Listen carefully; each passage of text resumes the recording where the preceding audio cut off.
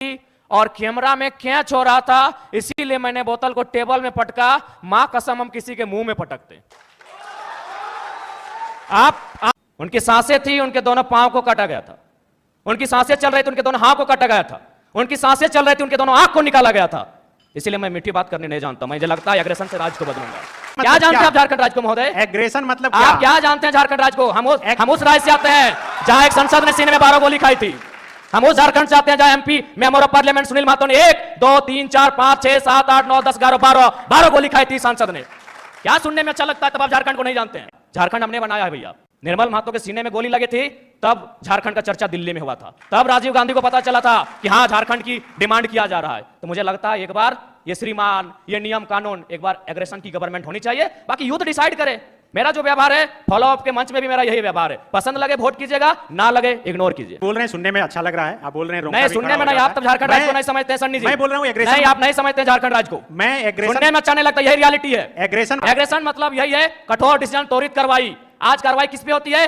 एक ठेला पे काम करने वाला है, तुरंत कार्रवाई होगी। एक मजदूर है, पुलिस तुरंत कार्रवाई करेगी। आपकी कार्रवाई उस समय काहे नहीं होती है? जब बड़े बड़े लोग आपकी गिरफ्त में आते हैं, बड़ी बड़ी मछलियां जाल में फंसती हैं, क्यों कार्रवाई नहीं होती? हम लोग आते हैं तो छोटा रहे या बड़ा रहे, जो गलत रहे उस पर कार्रवाई होगी। एग्रेशन का मतलब है कॉर्पोरेट से कोई भय नहीं। एग्रेशन का मतलब है अमीरों के चंदे से पलना नहीं। एग्रेशन का मतलब होता है निडर होकर, निष्पक्ष होकर झारखंड के मुद्दों पर बात करना, झारखंड के मुद्दों के समाधान करने के लिए प्रयास करना। आज राजभवन में लोग धरने पर बैठे हैं, मुख्यमंत्री के आवास पे लोग धरने बैठे हैं, आज सीजीएल के जेएसएससी कार्यालय के बाहर लोग धरने पे बैठे हैं। आंदोलन रोज होता है, लेकिन जयराम महतो एक 50 लड़कों के आंदोलन से आज सीएम का फेस बनके कैसे सामने आया? इस सवाल का उत्तर कोई दे। आंदोलन इस राज्य में रोज होता है, जयराम महतो ही क्यों? क्योंकि मैंने उन मुद्दों को टच किया, मैंने उस मुद्दों पे बात किया जो झारखंड की जरूरत थी, जिसपे झारखंड बात करना चाहता था। साफ शब्दों में झारखंड चाहता था कि बिल्ली के गर्दन में घंटी बांधी जाए, पर बांधेगा कौन? बेरमो कठारा की घटना है, वहां एक व्यक्ति का अटेंडेंस रोक दिया जाता है, पंच ब्लॉक कर दिया जाता है, जो नौकरी का प्रावधान होता है कोलियरी में। वो व्यक्ति हमारे पास आता है, आके हमें सुनाता है कि भैया ऐसा ऐसा बात है, मेरा कसूर इतना है कि झारखंडी है और हमें मतलब मेरा पंच को ब्लॉक कर दिया गया है, मेरे अटेंडेंस को रोक दिया गया है, तो कुछ उपाय किया जाए। तो हम उनको फोन लगाते हैं, तो हमने परिचय दिया कि सर ऐसा क्यों करते हैं, गरीब आदमी है, बड़ी मुश्किल से रोजगार चलता है, तो इनको पुनः रख लिया जाए। तो उधर से आवाज आई कि आप कौन बोल रहे हैं? तो हमने कहा कि हम जयराम कुमार महतो बोल रहे हैं, वर्तमान में गिरिडीह लोकसभा लड़े हैं। तो बोला नहीं, आपसे हम परिचित नहीं है। तो हमें लगा कि शायद वो विधायक या सांसद की पैरवी सुनना चाहते हैं। तो मैंने इतना कहा था कि 2 महीने के बाद चुनाव है, हम बेरमो भी लड़ेंगे, गोमिया भी लड़ेंगे, डुमरी भी लड़ेंगे। अगर वहां से कोई भी सीट जीत के आ जाते हैं तो आपको दामोदर नदी में ले जाकर डाल देंगे। विश्वास कीजिए, वो व्यक्ति का भी नाम बता देंगे, ऐसा नहीं हम झूठ बोल रहे। 10 सेकंड में उनका आवाज बदला कि जयराम बाबू बोलिए क्या बात है। अगर मेरे इस व्यवहार से उसका नौकरी बच जाता है तो मुझे अपने इस व्यवहार से कोई कंप्रोमाइज नहीं करना है। 24 साल आपने चला लिया श्रीमान करके, 24 साल आपने चला लिया नियम कानून की बात करके। हमें लगता है कि एग्रेसिव गवर्नमेंट आनी चाहिए और मेरा ये एग्रेशन मुझ में रहेगा। क्योंकि मैं ना संजय मेहता जी के तर्ज पे मैं बरी से आता हूं, ना मैं चौपारण से आता हूं, ना मैं गढ़वा से आता हूं, मैं धनबाद से आता हूं। मैं एक घटना सुनाता हूं सुरेश महतो की, और विधायक मैडम बैठी हैं, हालांकि उस समय वो बहुत किस्सा पुराना है। वो झरिया विधानसभा की घटना है, वो भोरा क्षेत्र की घटना है। एक व्यक्ति है, उनका नाम है सुरेश महतो, मैं उस कौम का बेटा हूं। एक व्यक्ति थे, उनका नाम था सुरेश महतो, मैं उस कौम का बेटा हूं। उनको मारा गया था, उनकी सांसें थी, उनके दोनों पांव को काटा गया था। उनकी सांसें चल रही थी, उनके दोनों हाथ को काटा गया था। व्यक्ति थे, उनका नाम था सुरेश महतो, मैं उस कौम का बेटा हूं। उनको मारा गया था, उनकी सांसें थी, उनके दोनों पांव को काटा गया था। उनकी सांसें चल रही थी, उनके दोनों हाथ को काटा गया था। उनकी सांसें चल रही थी, उनके दोनों आंख को निकाला गया था। इसलिए मैं मीठी बात करने नहीं जानता। मुझे लगता है एग्रेशन से राज्य को बदलूंगा। वो ऐसे लोग हैं जिनको लगता है कि इस दुनिया में मौत नाम की कोई चीज़ नहीं होती है, जिनको लगता है कि शायद वो सारा धन एकत्रित करके स्वर्ग जा सकते हैं, वहाँ सुख भोग सकते हैं। बिल्कुल, ये बहुत गंभीर समस्या है और मुझे लगता है कि इसमें सरकार के लोग शामिल होंगे, विपक्ष के लोग शामिल होंगे। ये कोई नई बात नहीं है। अगर आदरणीय शिल्पी जी कह रही हैं कि अगर वो जनता जानती है, तो जनता को मालूम है कि किस प्रकार से जेपीएससी की परीक्षा होती है। उनमें जब रिजल्ट आता है तो विधायक जी के रिश्तेदार होते हैं। इसमें 24 वर्षों से जिन लोगों ने राज्य की सत्ता को संभाला है, 24 वर्षों से जिन लोगों ने इस राज्य की सरकार को चलाया है, पक्ष बन के विपक्ष बन के, सबका उसमें हिस्सेदारी होता है। तो इसलिए जिस दिन वो इस बात को मानेंगे कि हमें एक समानतापूर्वक जीवन जीना है, हम लोग वास्तव में इंसान मनुष्य तभी हो चुके हैं, मुझे नहीं लगता है कि कोई शांतिप्रिय तरीके से इस प्रकार के रास्तों से हटेगा। मैं बनावटी इंसान नहीं हूं। उस मीटिंग में 52 मिनट डिस्कशन हुआ था, मैंने 52 मिनट के बाद मुंह खोला था और ये तो मीडिया चल रही थी और कैमरा में कैच हो रहा था, इसीलिए मैंने बोतल को टेबल में पटका। मां कसम हम किसी के मुंह में पटकते। आपके पांव तले जमीन खिसक जाएगी। जब आपने छेड़ा है तो सुन लीजिए। यही विनोद बिहारी विश्वविद्यालय में एक कंपनी, एक एजेंसी ने टेंडर लिया है, मजदूरों को ज्वाइनिंग लेटर के साथ साथ रिजिग्नेशन लेटर पे साइन करा गया। इस भारत में कहां होता है यार? मैं आक्रामकता की बातें करता हूं? कारण कौन है? रेजिग्नेशन लेटर में साइन कराया गया है, कौन देगा उत्तर? भारत देश में 4 स्तंभ है कहने को, न्यायपालिका, कार्यपालिका, विधायिका, पत्रकारिता। कौन रिस्पॉन्सिबल है? कि ज्वाइनिंग ताजुब की बात है, ज्वाइनिंग लेटर भी मिला है और उनको साइन भी करा लिया है। क्या बोलते हैं आप? रेजिग्नेशन लेटर, रिजाइन लेटर में भी साइन करवाया गया है। और एक घटना गोमिया की, जब मेरा सभा था बेरमो में, वो लड़का आया, उसने कहा कि जो एजेंसी है उनको पेमेंट देना होता है 20,000, लेकिन मेरा शर्त है उनका कि 20,000 आपके अकाउंट में देंगे, आपको 8,000 रिटर्न करना होगा, नहीं तो नौकरी से निकाल देंगे। उसके बाद भी अगर आपका खून नहीं खोलता है तो आप बनावटी लोग हैं, असल लोग नहीं है। अगर आप चाहते हैं मेरे अंदर की आक्रामकता कम हो, आप चाहते हैं मेरे अंदर की उग्र भावना कम हो, तो आज प्रबुद्ध लोग बैठे हैं। आज माननीय मंत्री दीदी बैठी हैं, आज माननीय मंत्री महोदय बैठे हैं, मंत्री 3 मंत्री बैठे हैं, आज प्रदेश अध्यक्ष महोदय बैठे हैं, सांसद महोदय बैठे हैं, झारखंड मुक्ति मोर्चा के फिलहाल पालनहार बैठे हैं, आज विधायक मैडम बैठी हैं, यहां भी एक विधायक बैठे हैं, यहां भी एक विधायक बैठे हैं। ये लोग तय करें कि इस प्रकार का जुल्म, शोषण, अत्याचार एक आम व्यक्ति पे, यानी जो लोग हास्य पर हैं, जो लोग निम्न स्तर पे हैं, उनके साथ अन्याय नहीं होगा। जयराम महतो प्रेम की कविताएं लिखेगा, इनकलाब की बातें नहीं करेगा। जयराम जी, कि अगर एक व्यक्ति पे कार्रवाई होती है और उस कार्रवाई से अगर हजारों स्टूडेंट को एक उम्मीद मिलती है, अगर एक व्यक्ति पे कार्रवाई होती है और हजारों किसानों की खुशहाली आती है, तो मुझे लगता है उस व्यक्ति पे कार्रवाई होनी चाहिए।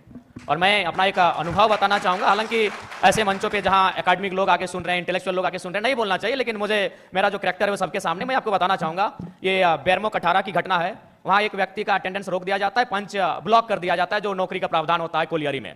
वो व्यक्ति हमारे पास आता है, आके हमें सुनाता है कि भैया ऐसा ऐसा बात है, मेरा कसूर इतना है कि झारखंडी है और हमें मतलब मेरा पंच को ब्लॉक कर दिया गया है, मेरे अटेंडेंस को रोक दिया गया है, तो कुछ उपाय किया जाए। तो हम उनको फोन लगाते हैं, तो हमने परिचय दिया कि सर ऐसा क्यों करते हैं, गरीब आदमी है, बड़ी मुश्किल से रोजगार चलता है, तो इनको पुनः रख लिया जाए। तो उधर से आवाज आई कि आप कौन बोल रहे हैं? तो हमने कहा कि हम जयराम कुमार महतो बोल रहे हैं, वर्तमान में गिरिडीह लोकसभा लड़े हैं। तो बोला नहीं, आपसे हम परिचित नहीं है। तो हमें लगा कि शायद वो विधायक या सांसद की पैरवी सुनना चाहते हैं। तो मैंने इतना कहा था कि 2 महीने के बाद चुनाव है, हम बेरमो भी लड़ेंगे, गोमिया भी लड़ेंगे, डुमरी भी लड़ेंगे, अगर वहां से कोई भी सीट जीत के आ जाते हैं तो आपको दामोदर नदी में ले जाकर डाल देंगे। विश्वास कीजिए, वो व्यक्ति का भी नाम बता देंगे, ऐसा नहीं हम झूठ बोल रहे हैं। 10 सेकंड में उनका आवाज बदला कि जयराम बाबू बोलिए क्या बात है।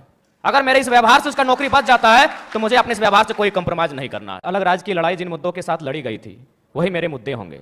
झारखंड अलग राज्य की लड़ाई में जो सोच के साथ इस राज्य को अलग किया गया था कि जब ये राज्य अलग होगा तो यहाँ के युवाओं के पास क्या अधिकार होगा, जब ये राज्य अलग होगा तो यहाँ के किसानों के पास क्या स्वतंत्रता होगी, मेरे मुद्दे वही होंगे। झारखंड जो हमारे झारखंड के नाम में ही छुपा है, झाड़ यानी जंगल, खंड यानी जमीन का एक भूभाग, और हमारी जो निरंतर लड़ाइयाँ रही हैं आदिकाल से, वो इसी विषय को लेकर रही हैं। तो जब मैं विधानसभा के चुनाव में जाऊंगा, मेरा पहला मुद्दा इस राज्य में एक सुदृढ़ स्थानीय नीति का रहेगा। क्योंकि मैं जिन क्षेत्रों से आता हूं वो कोयलांचल का क्षेत्र है। आज भी मैं जब कोयलांचल से होकर आया तो लोगों ने अपनी समस्याओं को लगभग 15-20 आवेदन मेरे पास पड़े। जब मैं एक सामान्य सा बालक हूं, मैं एक साधारण सा बालक हूं और मुझे प्रतिदिन 15 से 20 समस्याओं को सुनना पड़ता है, जो समस्याएं होती है जमीन से संबंधित। इसलिए मेरा मानना है कि जमीन संबंधित जो कानून जो आज हमारे राज्य में है भी, CNT, SPT, लेकिन जो लोग सरकार में बैठे हैं उनके मैनिफेस्टो में शामिल होने के बाद भी प्रभावी रूप से लागू ना हो पाना, प्रभावी रूप से उन विषयों पर चर्चा नहीं कर पाना, उनको संरक्षण ना दे पाना एक बहुत ही गंभीर विषय है। और मेरा मानना यही है, जो कि मैं किसान वर्ग से भी संबंध रखता हूँ, एक किसान का बेटा हूँ, तो मेरे हिसाब से जो जमीन संबंधित मुद्दे हैं वो मेरे प्राथमिक मुद्दे होंगे। उसके बाद आज छात्रों की समस्या देख सकते हैं। आज CGL के छात्र, जैसे CGL के छात्र आज धरने पर बैठे हैं।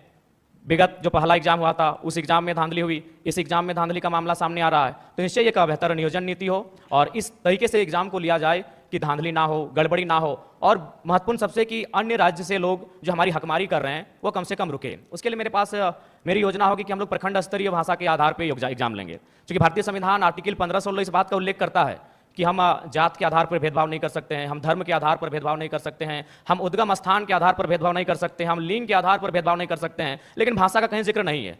तो मेरा मानना है कि सरकार को इस विषय पर सोचना चाहिए। हम लोग अगर सरकार में आते तो इस विषय पर सोचेंगे कि जो प्रतियोगिता की परीक्षाएं होंगी वो हमारी भाषाओं में होंगी।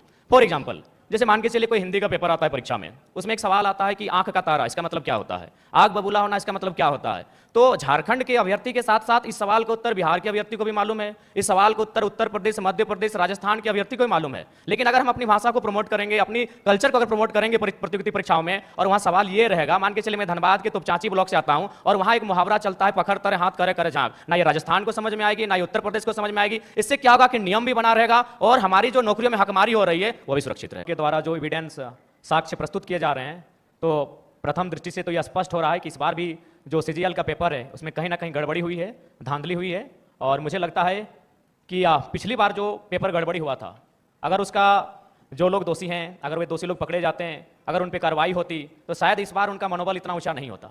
लेकिन चूंकि आपने एसआईटी का गठन किया, आपने समय मांगा, आपको समय मिला, उसके बाद भी ये तय नहीं हो पाया है कि पिछली बार जो पेपर गड़बड़ी हुई थी, जो 28 जनवरी 2024 को जब इसका एग्जाम हुआ था, तो मेरा मानना है कि कहीं ना कहीं आपका कठोर निर्णय ना ले पाना गवर्नमेंट का, आपका क्विक डिसीजन ना ले पाना उन लोगों का मनोबल को बढ़ा रहा है। हमने कोल माफिया सुना था, हमने लैंड माफिया सुना था, अब यहाँ पेपर माफिया जैसे मामले सामने आ रहे हैं, तो इससे आप इनकार नहीं कर सकते हैं, इस पर आप मौन नहीं रह सकते हैं। ये तो आपको तय करना होगा, इस बात को आपको मानना होगा। क्योंकि पिछली बार हमारे ही 15 साथियों पर एफआईआर हुआ था, आज भी उस मुकदमे के कारण हमारे प्रत्याशी रांची के हमारे आदरणीय देवेंद्र जी जेल गए, उसी मुकदमे के कारण गए थे।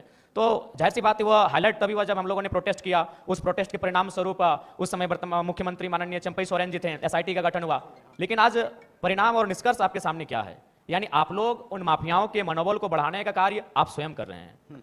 तो ये तो आपको तय करना है कि आप छात्रों के साथ हैं या पेपर माफियाओं के साथ है, ये सरकार को आके तय करना है। यदि आप पेपर माफियाओं के खिलाफ हैं तो पिछली बार जो आपने एसआईटी का गठन किया था, उसका निष्कर्ष क्या है, उसका रिजल्ट क्या है, दोषी कौन लोग हैं, वो कटघरे के पीछे कब होंगे, ये राज्य की जनता जानना चाहती है। सीजीएल जेएसएससी के तमाम 6 लाख अभ्यर्थी जानना चाहते हैं। बिल्कुल, सूर्या जी से यही सवाल रहेगा। आप सत्ता के में भी रहे, पिताजी ये की तरफ या इंडिया अलायंस की तरफ? हम लोग अकेले ठीक हैं सर। चुनाव के बाद भी? तो चुनाव के बाद क्यों, हम लोग जनता से हम लोग आशा और अपेक्षा रखें हैं कि हम लोग को अकेले इतनी ताकत दी जाए कि इस राज्य के लिए बेहतर और भला कर सकें। तो आप 81 सीट पर लड़ रहे हैं और चुनाव के बाद जो भी स्थिति हो आप कहीं नहीं जा रहे हैं? जी, हम लोग लगभग 70 सीटों से आवेदन मिला है, वहाँ तो लड़ना ही लड़ना है। बाकी सीटों पर अगर अच्छे प्रत्याशी दमगर मिले तो निसंदेह हम लोग 81 सीटों तक पहुंचेंगे और चुनाव लड़ेंगे। दोस्तों क्या आपको